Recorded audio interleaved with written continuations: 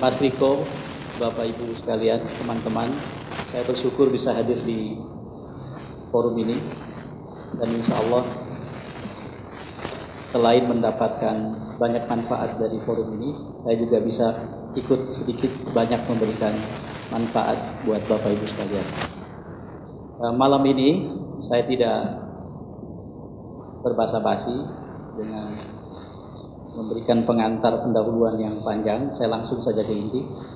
Malam ini kita diminta untuk membicarakan satu topik yang menurut saya saat ini di Jakarta bukan hanya penting tetapi juga genting. Topik yang penting dan genting ini dirumuskan oleh panitia dalam rumusannya yang terakhir adalah umat Islam dan kontestasi politik Jakarta. Ketika Mas Riko menghubungi saya, mengajak berdiskusi, saya memang mengusulkan temanya itu, bukan nasib umat Islam dalam Pilkada Jakarta. Izinkan saya memberikan semacam penjelasan awal, kenapa menurut saya yang harus dibicarakan adalah umat Islam dan kontestasi politik. Umat Islam tidak usah didefinisikan. Pasti kita sudah berkali-kali merumuskan itu dan sampai ke tingkat kesepakatan umum tertentu. Saya ingin merumuskan apa itu kontestasi politik. Kontestasi politik itu bukan hanya bicara pilkada, bukan hanya bicara pemilu. Kontestasi politik adalah satu aktivitas yang berlangsung terus-menerus. Suka atau tidak suka kita, tertarik atau tidak tertarik kita pada urusan yang disebut politik itu. Kontestasi politik terus berlangsung. Dalam bahasa sekolahan, kontestasi politik itu biasanya dibedakan menjadi 3 proses.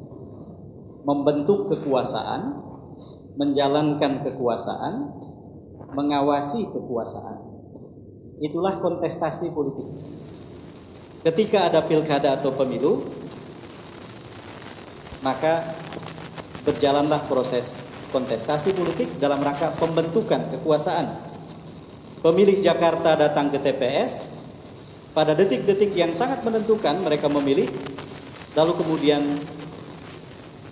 di ujung proses akan ada penetapan gubernur dan wakil gubernur. Terbentuklah kekuasaan atau kepemimpinan di Jakarta.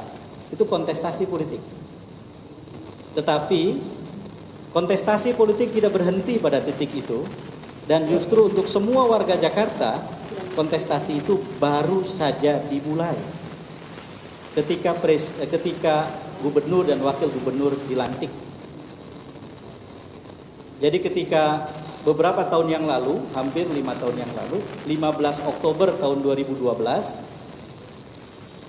Jokowi dan Ahok dilantik jadi gubernur dan wakil gubernur, kontestasi politik tidak berhenti.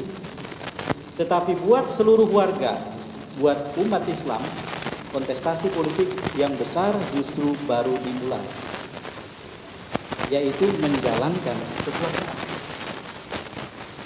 Di dalam politik, kekuasaan itu sifatnya interaksi. Seseorang bisa berkuasa seenaknya kalau ada yang dikuasai seenaknya. Seseorang bisa menjalankan apapun tanpa hambatan jika tidak ada pihak lain yang menghambat. Kekuasaan amanah atau tidak di dalam politik, dalam kenyataannya interaksi. Yang menjaga amanah bukan saja mereka yang memegang amanah itu ketika terpilih jadi gubernur, tetapi mereka yang memilih, bahkan mereka yang tidak ikut serta mencoblos, punya kewajiban untuk menjaga agar amanah yang diberikan kepada yang bersangkutan tidak diselewengkan. Maka dalam proses itu, kalau ada gubernur yang tidak melakukan yang seharusnya dia lakukan, sehingga jalanan masih rusak, jalanan masih macet, banjir masih di mana-mana dan seterusnya, maka kewajiban pada setiap warga itu untuk terlibat. Itu adalah kontestasi politik. Kenapa disebut kontestasi politik? karena terlibat orang-orang dalam kepentingan yang berbeda. Bahkan kadang-kadang dalam politik, ketika banjir terjadi, ada orang berkepentingan untuk kita dipaksa mengatakan tidak ada banjir.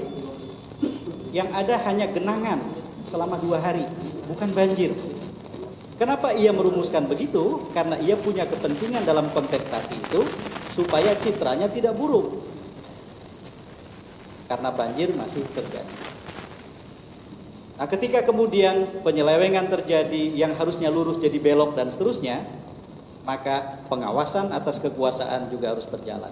Jadi Bapak Ibu sekalian, sejauh pemahaman saya yang sederhana, dengan sedikit belajar ilmu politik, maka yang disebut kontestasi politik itu adalah proses yang berlangsung terus-menerus. Dan harus dijaga. Karena ketika tidak dijaga, maka bisa terjadi sesuatu.